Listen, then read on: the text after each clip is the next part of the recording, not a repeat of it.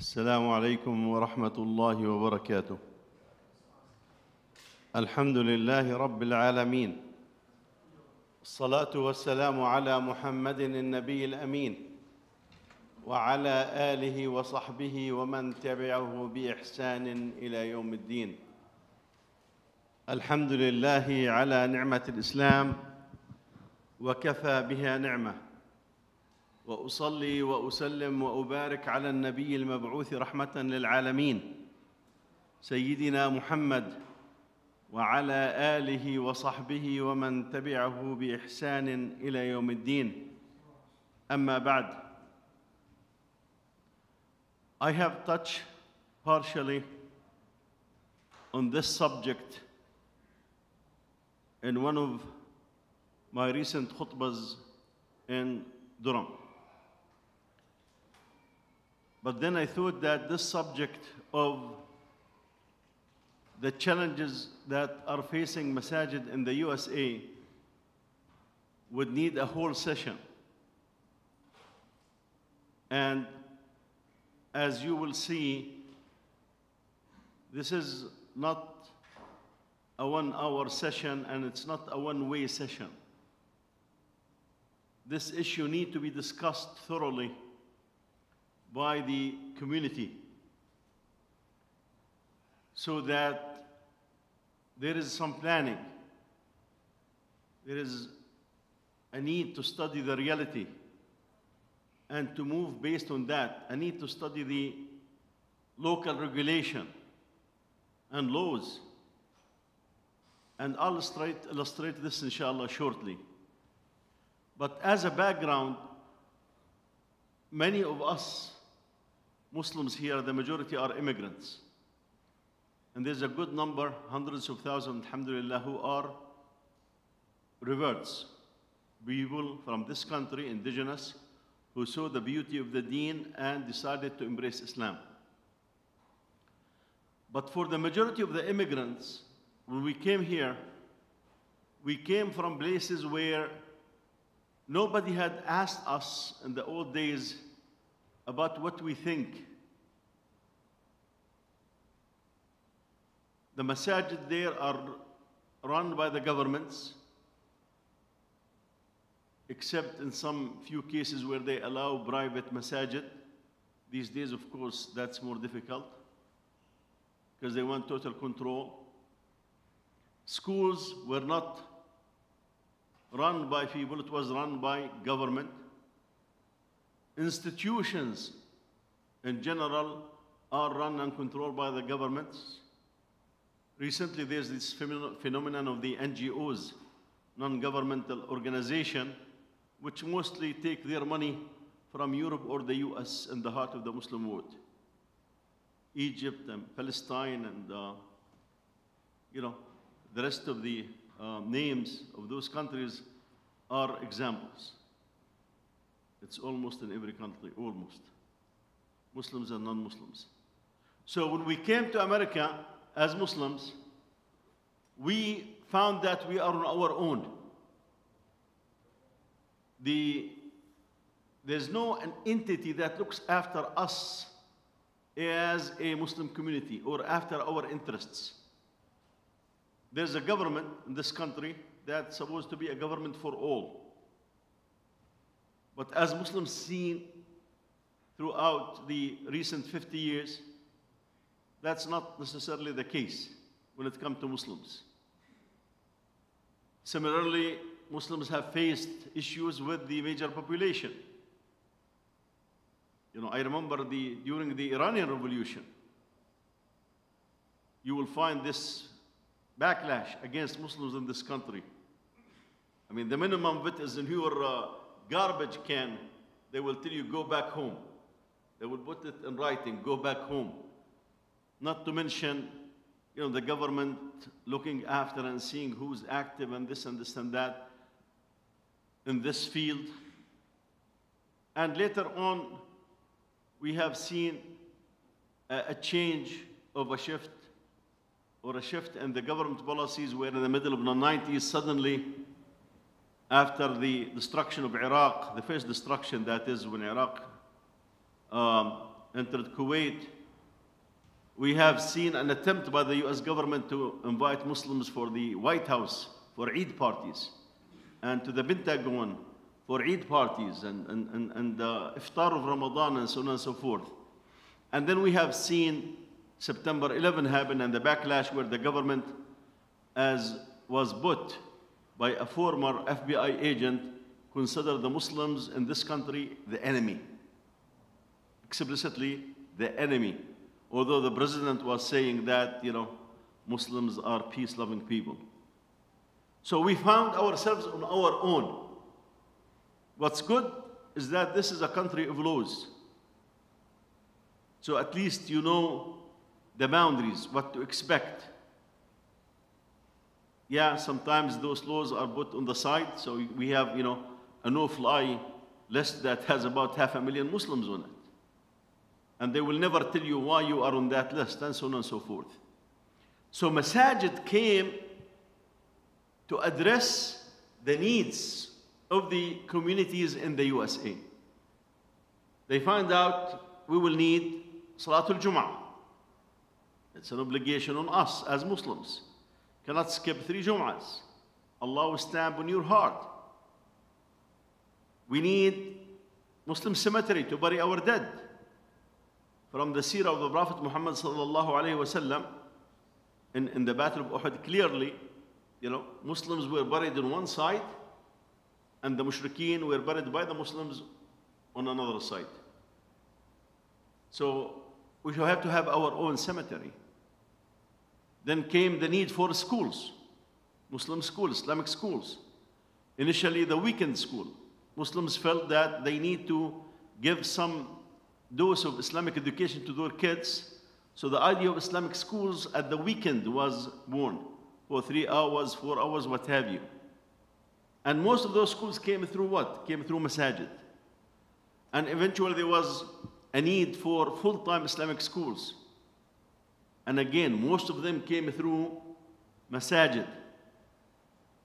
And in the last 15 years or so, we start seeing Hifz school in the US and Canada. And again, a good number of them came through Masajid. So the Masajid in the USA play a major role in the life of the Muslims in this country, no doubt about that. And I would say, alhamdulillah, that there is, a sign. Because I remember in, the 70s and the 80s, you go around the country and you will find organizations for the Palestinians, organizations for the Indians, organization for the Egyptians, organization for the Pakistanis, organization for the Turkish. And those organizations, whether they were called, American Egyptian Association, or American Indian, or American Pakistani Association, or a club, or a group, or what have you, but they used to be the central location focus where people meet from those ethnicities. I remember in the 80s, I came here 85, if you want to meet Palestinians, you need to go to their club, because they would not come to the masjid in this regard. Of course, after Oslo, there was a major shift where people just turned their back to all those organizations and came back to the masjid. Similar things can be talked about others to a certain extent. While others still, they gather in their clubs, and the masajid do not have many of their members. So what are the issues that are facing the masajid, the challenges? The first issue is that this is a country of laws. And many people, when they establish masajid, they have no clue that if you do not protect your entity, your masjid, or the organization that runs the masjid legally, it will be easy taken from you by others. And this happens all over the country. In the past, and believe me, it's still happening, where basically people come enthusiastic, we want to establish a masjid, so they form an organization, and if successful, and people start coming to this place and start growing. Suddenly, within 3-4 years, you find another group that come and said, you know, if there's election, they will run the election. They take over the masjid and said, we are in charge. And the natural thing, we will get, we'll go to court. How many masajids are in the court? You will be surprised.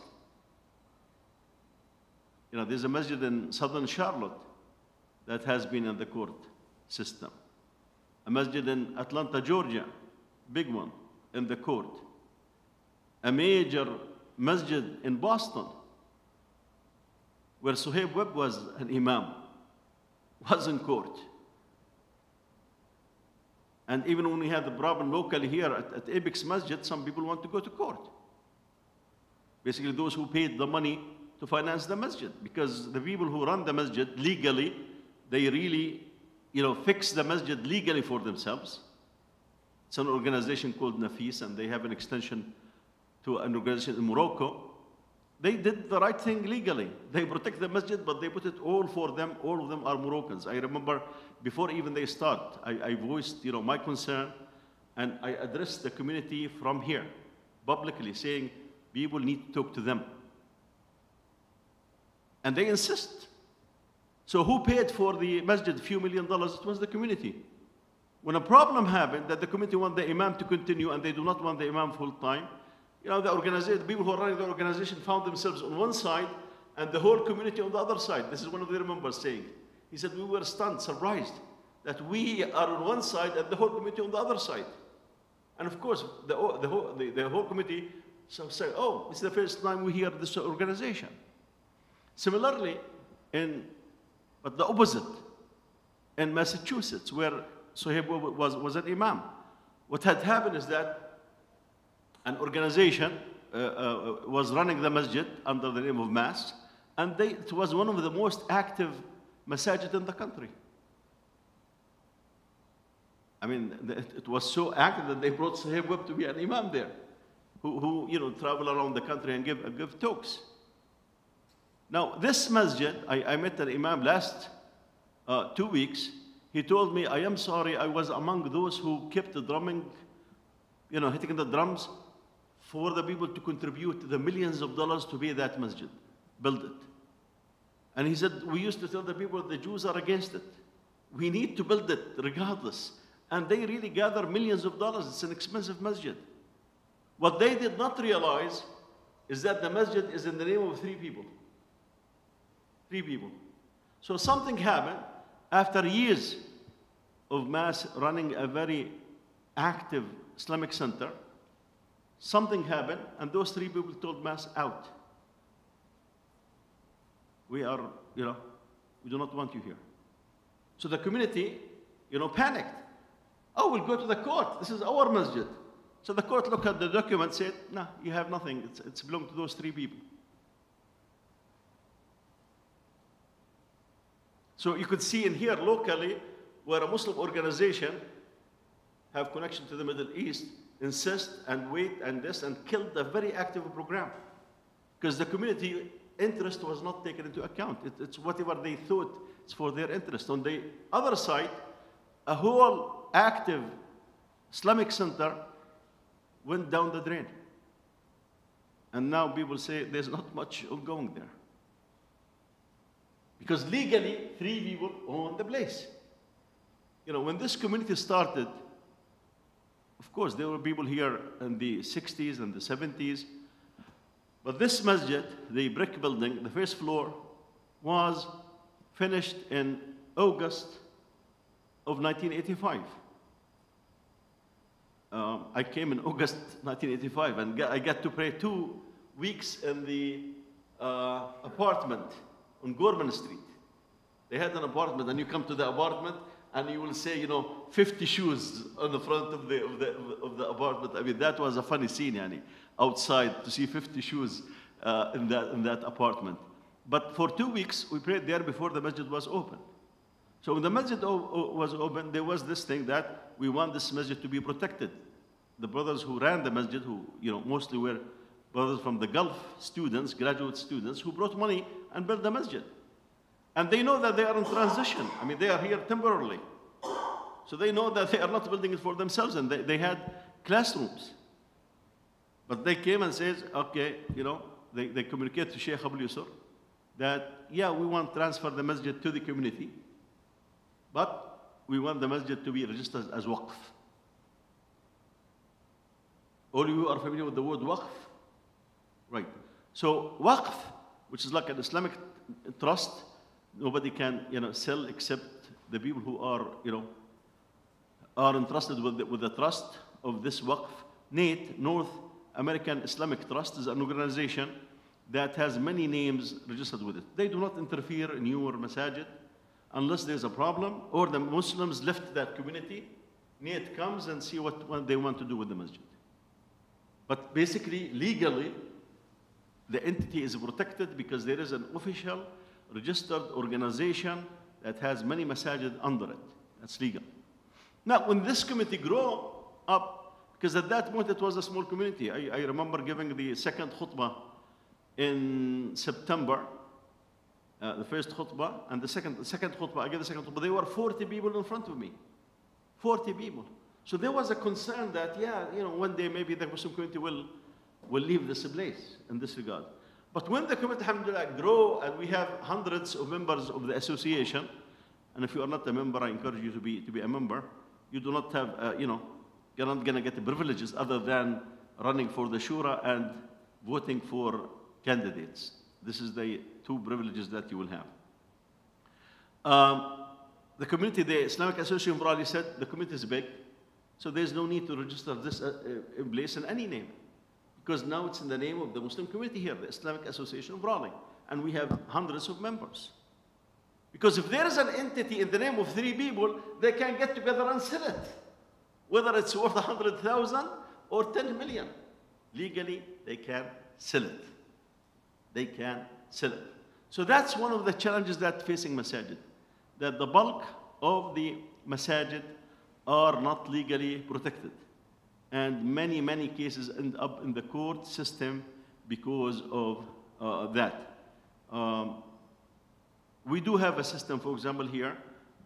Shura is open for election. Anybody who is a member of this community, is a member of the association for, I guess, 2 years or so, can run and become a member of the Shura. And the Shura is the one who devises policies for the association. Now, somebody will come and say, oh, okay, some people may come and in the Shura, run in the election and hijack the Shura. So that's why a board was introduced, where the board is not elected, it's assigned by the Shura, and the board has the right, if something goes wrong, to interfere.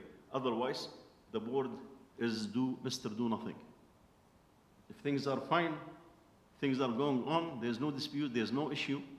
So this is an example of what I mean by protection, because somebody said, what do you mean by protecting masajid? So this is an example in this regard. In the example of Charlotte, the South Charlotte Masjid, the masjid was going fine.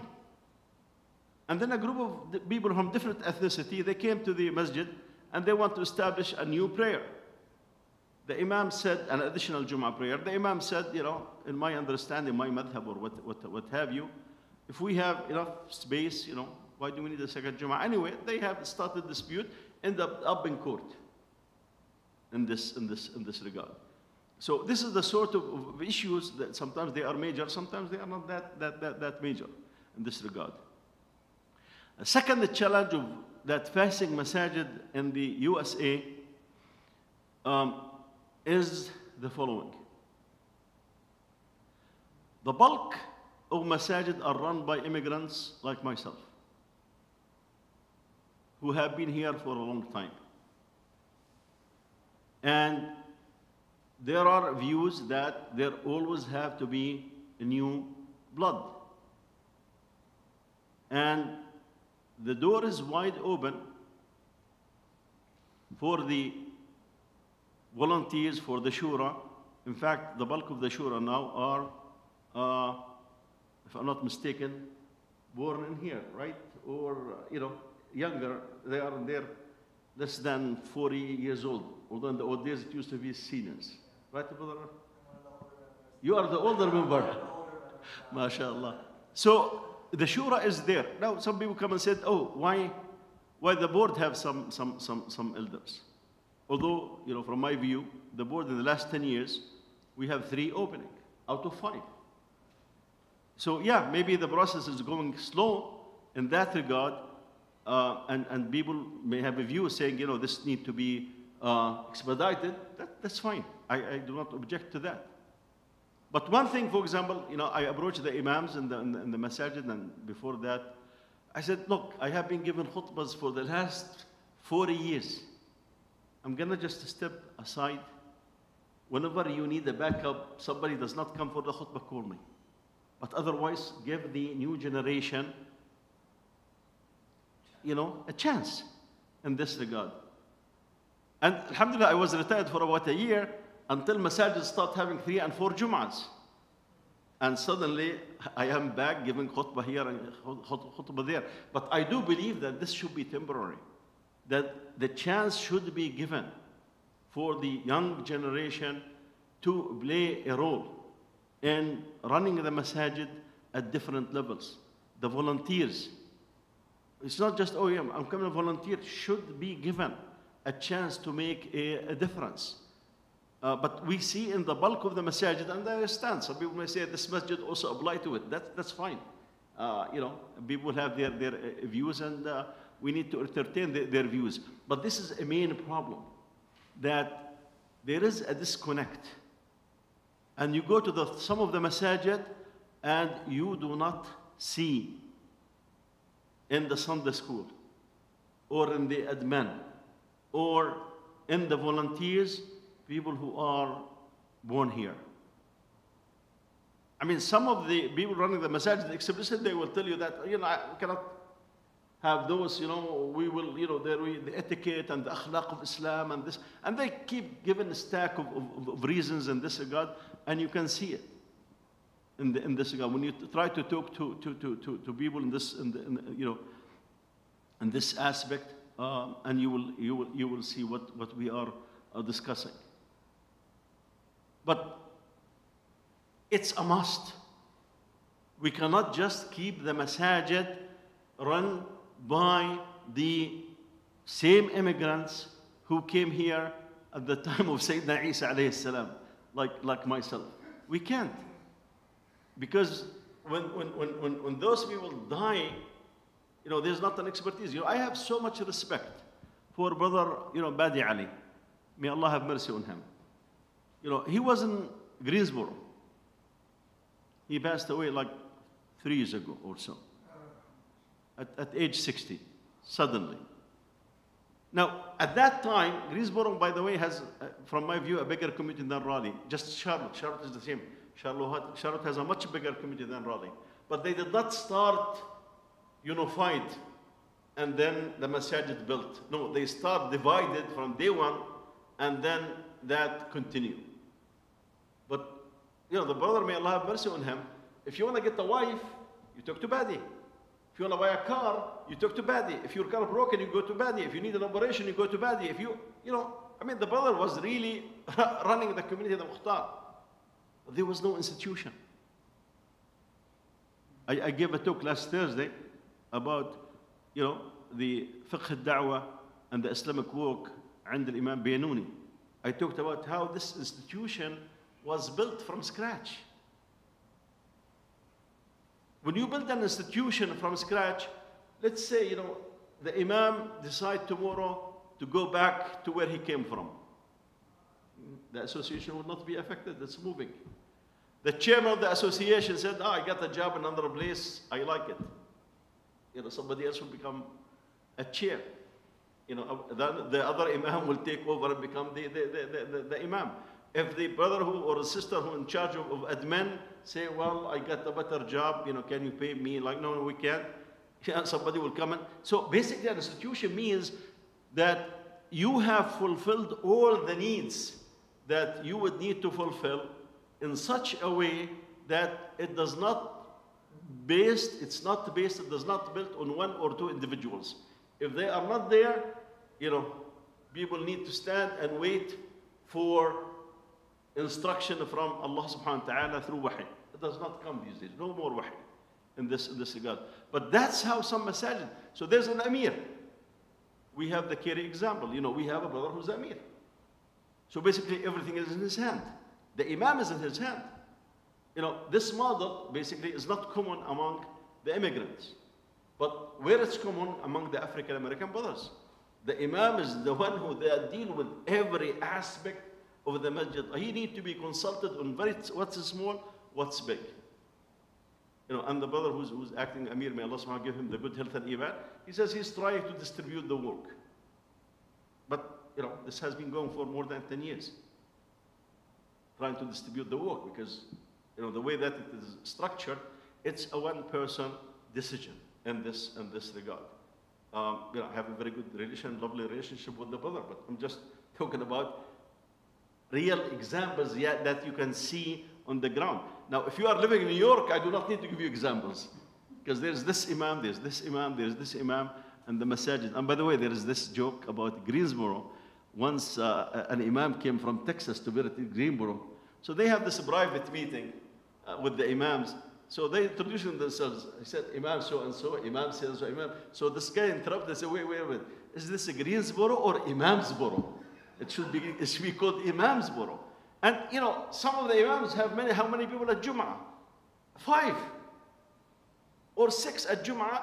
And you are an imam and you have, you know, a storefront or you have, you know, a house in his house or that. That's a reality.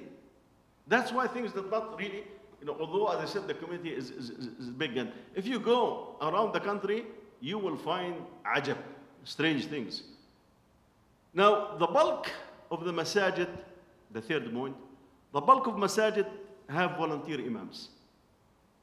In fact, in one of the statistics that was done a few years back, they said more than 50% of the masajid in the US, they have volunteer imams. They are not even paid.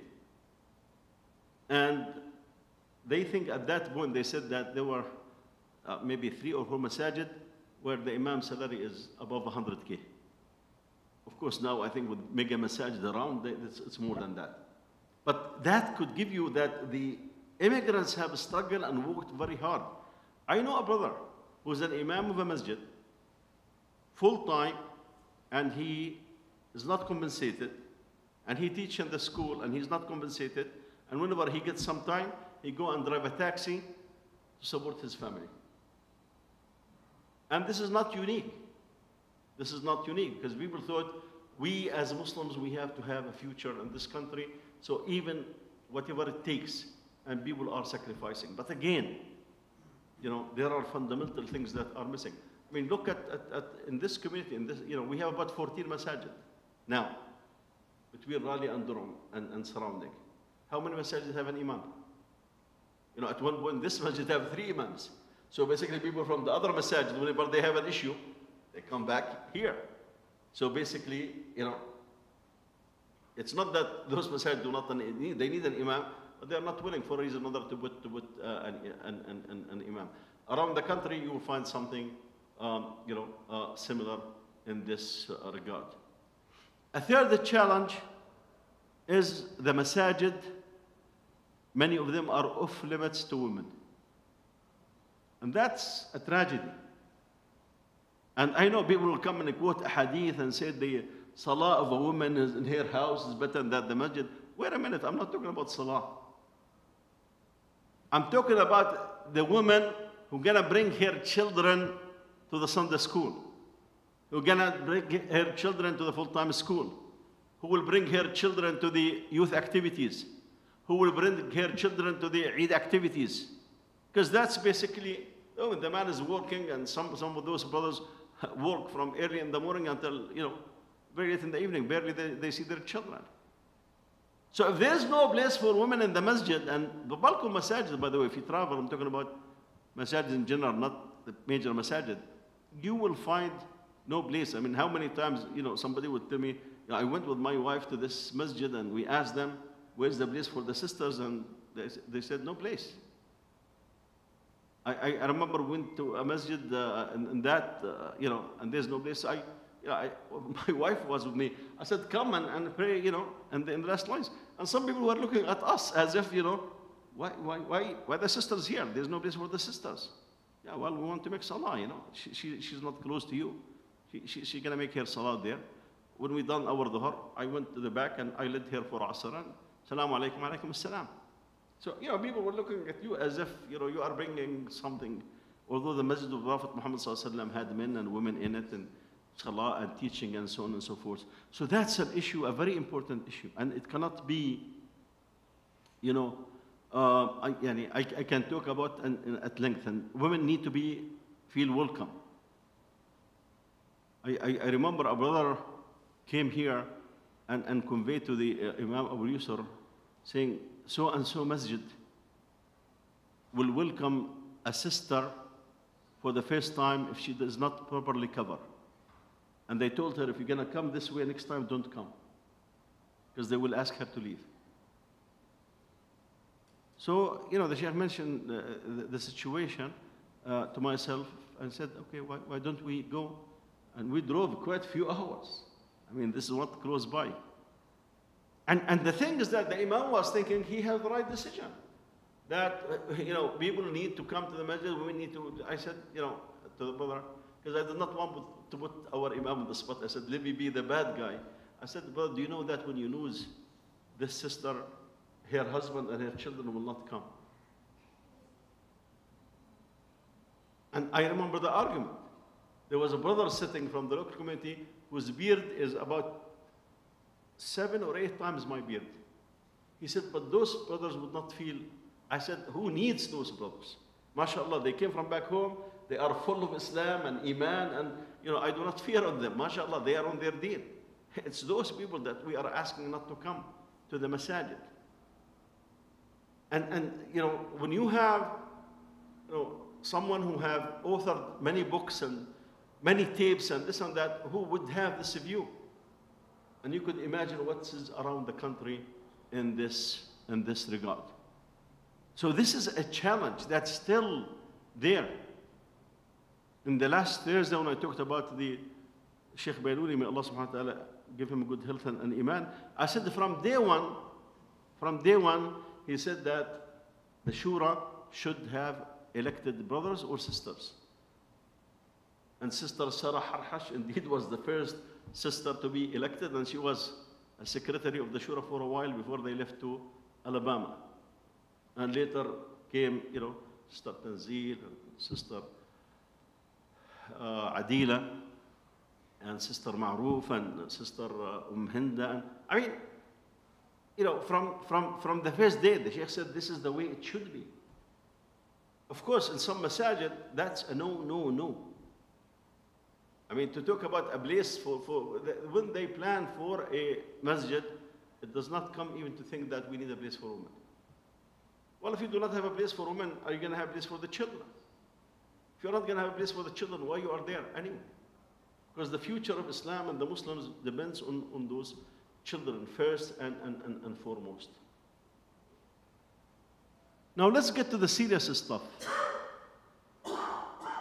As if what we have discussed is not serious, although it is, but let's get to the serious stuff. If you go around the country, alhamdulillah, Muslims are in building moods. You see masajid being built around the country. Muslims are enthusiastic, getting permits and building. And when you ask, what's the plan? You are collecting millions of dollars. What's the plan? Inshallah, when we finish, we'll discuss this. What sort of mentality is this? I mean, maybe if we discuss the plans, we'll see that this masjid is not needed. We need another institution. Maybe we do not need it in this location, we need it in that location. Maybe, when you start talking about the planning, the way that we should, be is that the thinking precedes the work. And the thinking and the work is for an objective. That's how we think. That before we proceed to do things, we need to think thoroughly about it. And the thinking thoroughly and the action have to be for a purpose. And if the masajid is not here, because in the old days, we need the masajid to do our Jum'ah prayer. And for the very, very, very few to come for the daily 5 prayers. Now the masajid are needed for the future of the Muslims in this country, for their kids, for our grandkids. I mean, we have seen the danger that is coming our way when the government of the USA adopts the cause or causes that are detrimental for our future, like the cause of Qawm Lut. Look at the schools. Look at the, our children are surrounded by sharks. If you asked me 20 years ago, what was the concern? That some of the kids will influence our Muslim children to do drugs, to drink alcohol, to fornicate. That was the major issues that concerned us as, at that time, people who were running youth programs.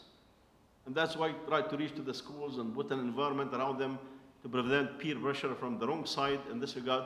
But now, a kid will go in the morning as Abdul Rahman and comes in the afternoon and said, oh, by the way, I'm no longer a boy, I'm a girl.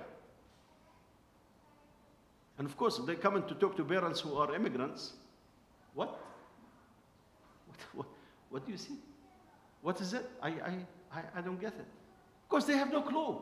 They do not know what's going there. So the masajid would need to play an active role in informing and helping the parents, in informing subgroups, support groups, in taking the initiative to go to schools.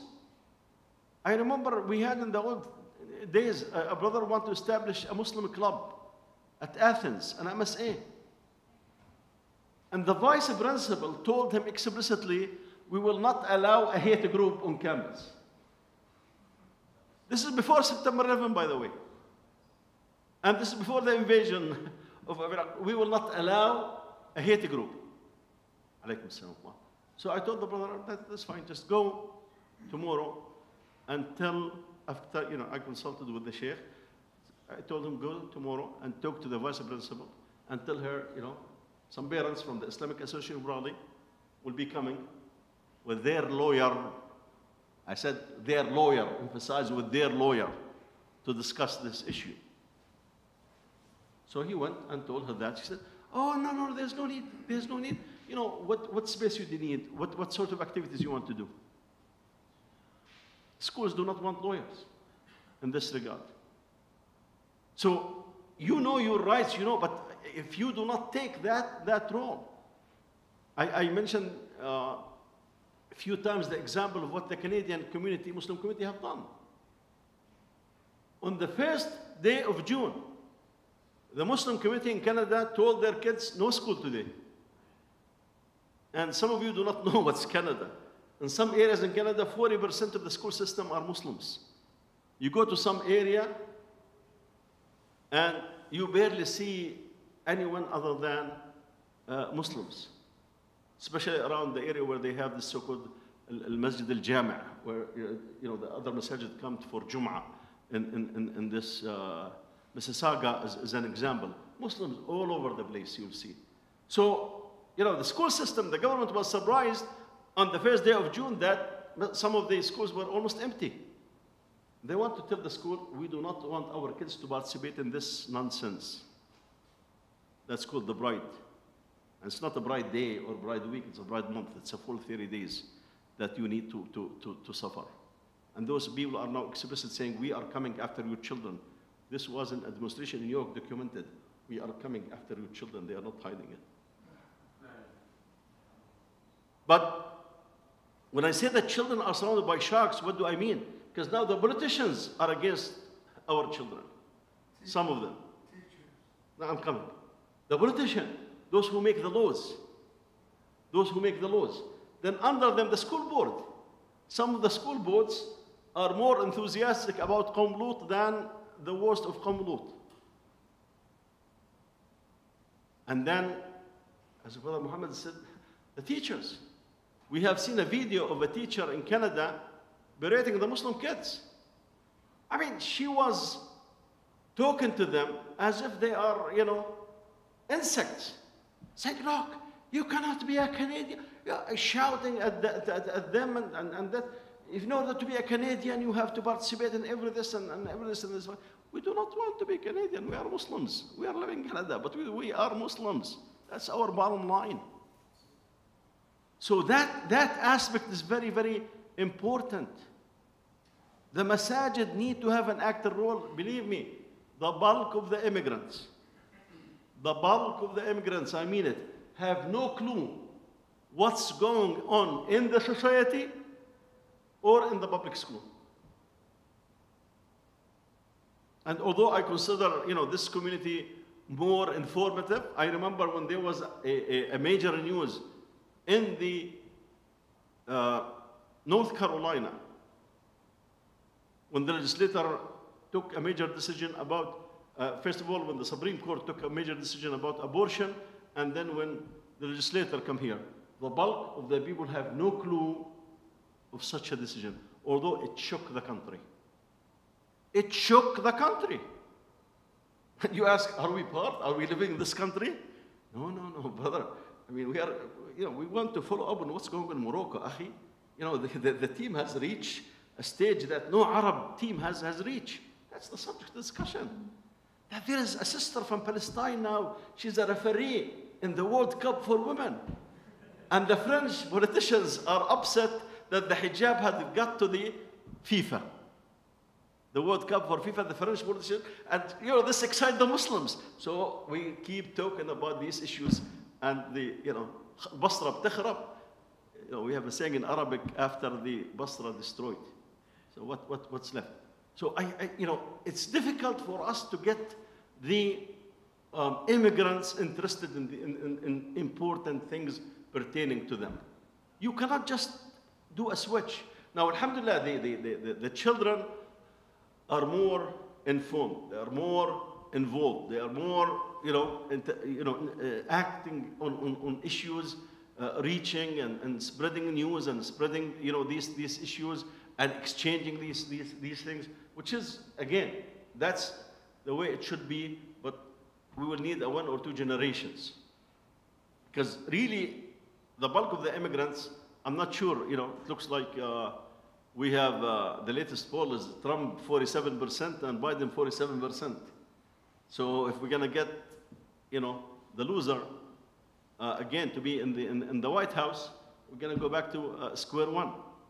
You remember at one point there were no imams that came to lead Taraweeh because the US government took a decision. And if I am not mistaken, at that year, 2 or 3 imams came from Egypt. Of course, you can borrow from South Africa because they are not Arabs in this regard, or bring from, in Turkey or other places.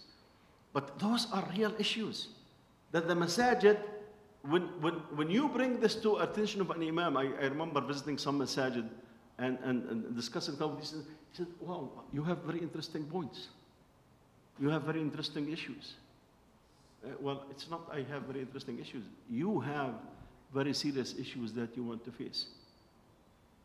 But of course, the imams are exhausted dealing with matter of, marriage and divorce and youth and children and problems in that regard. They're exhausted. What time do they have to think about, the future of those institutions, what need to be done?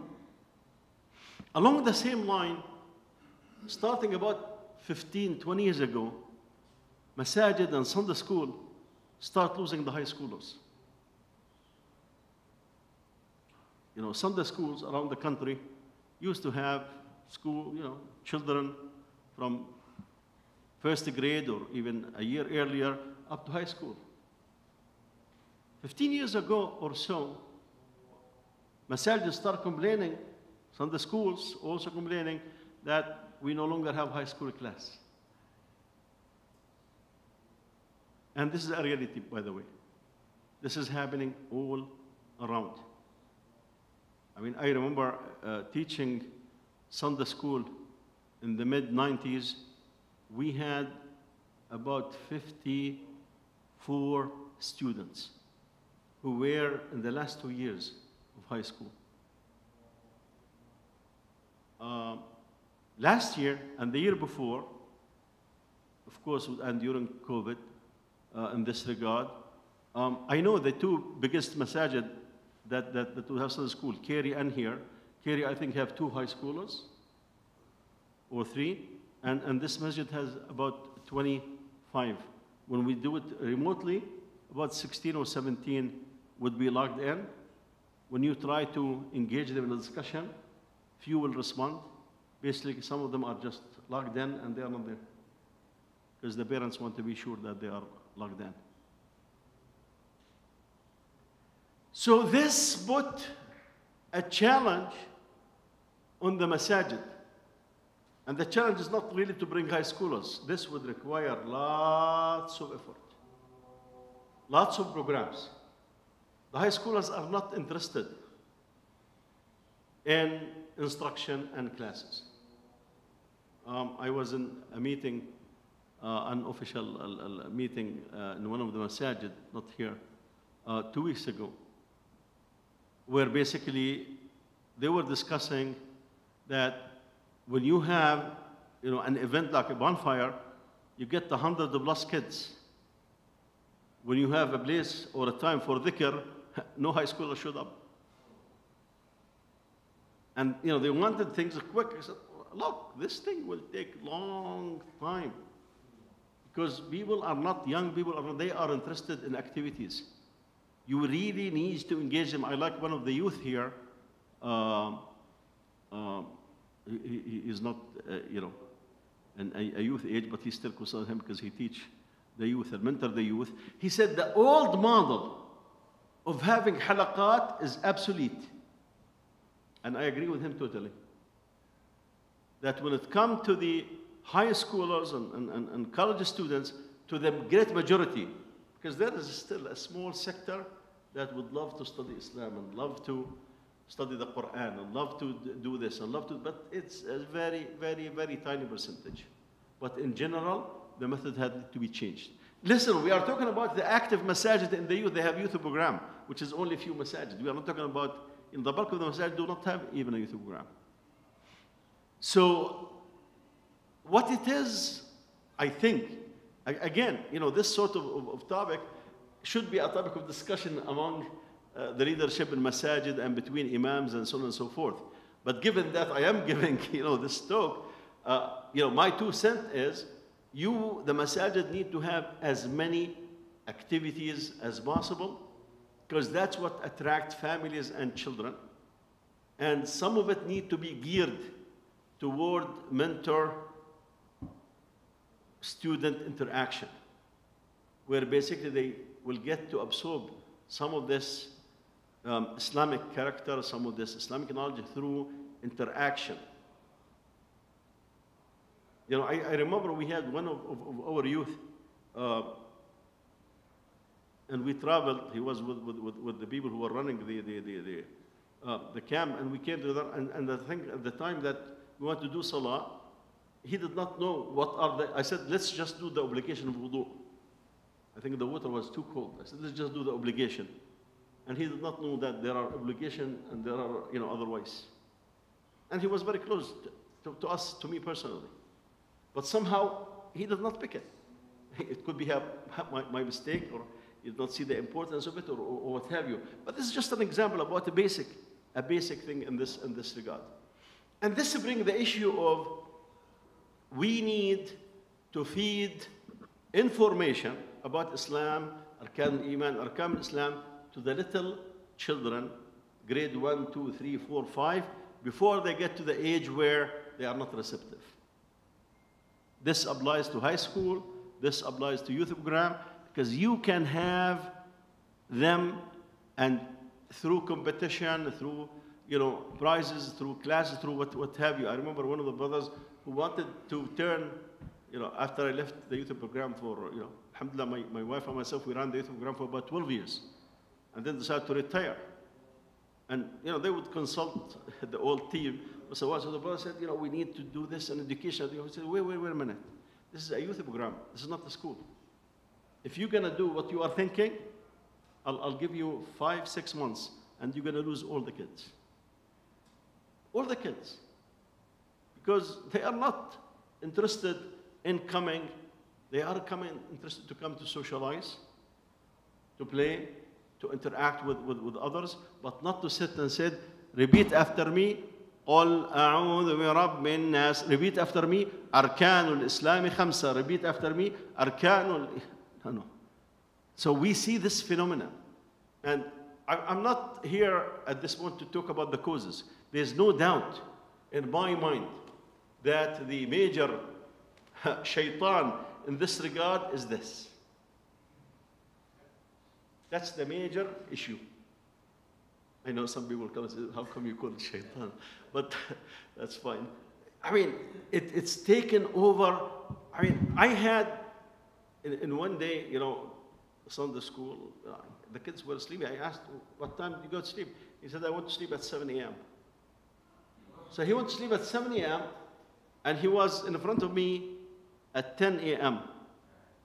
And all the night he was awake. Ready for instruction? You can see.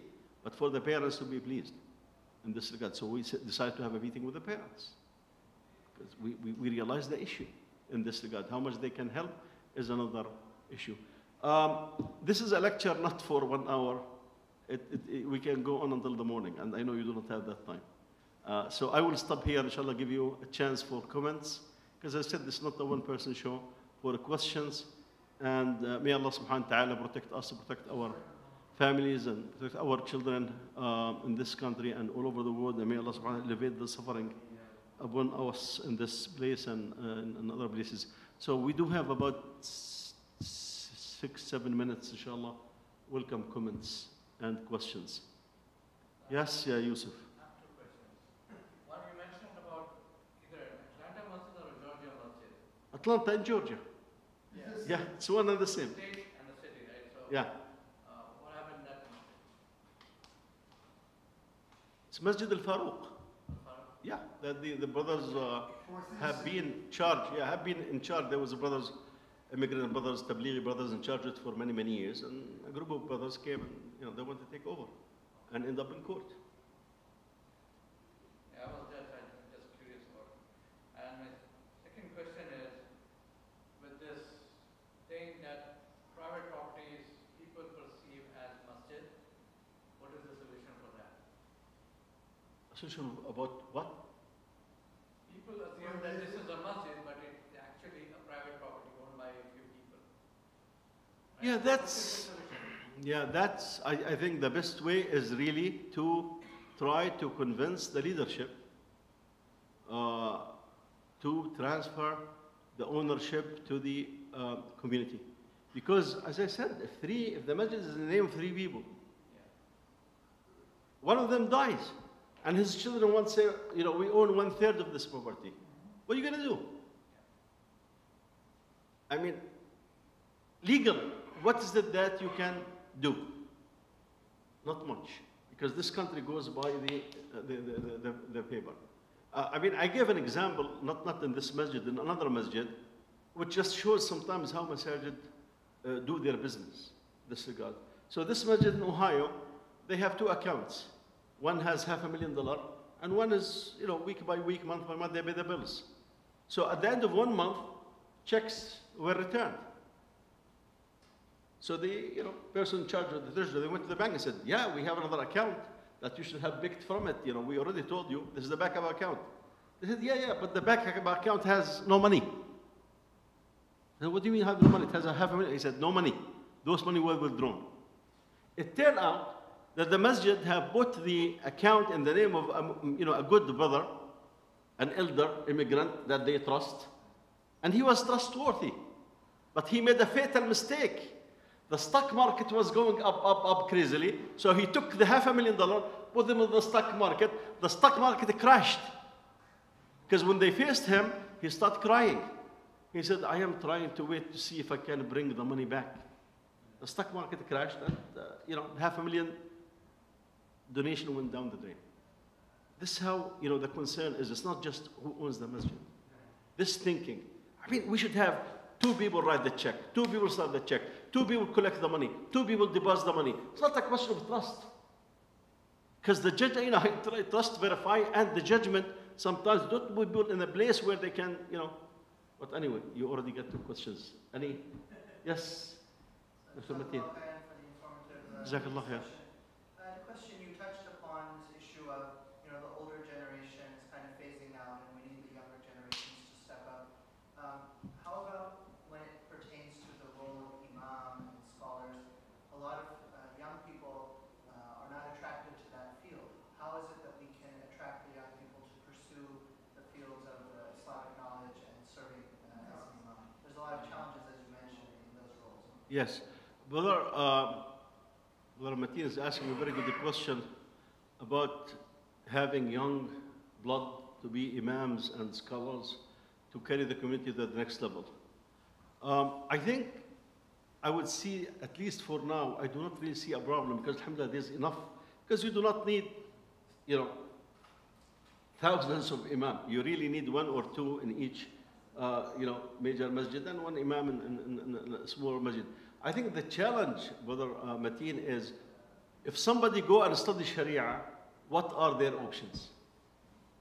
If he cannot become an imam in a masjid, he will need to stuck teaching Arabic or Islam in a school. If he have an advanced degree, he could maybe find an opportunity at the university.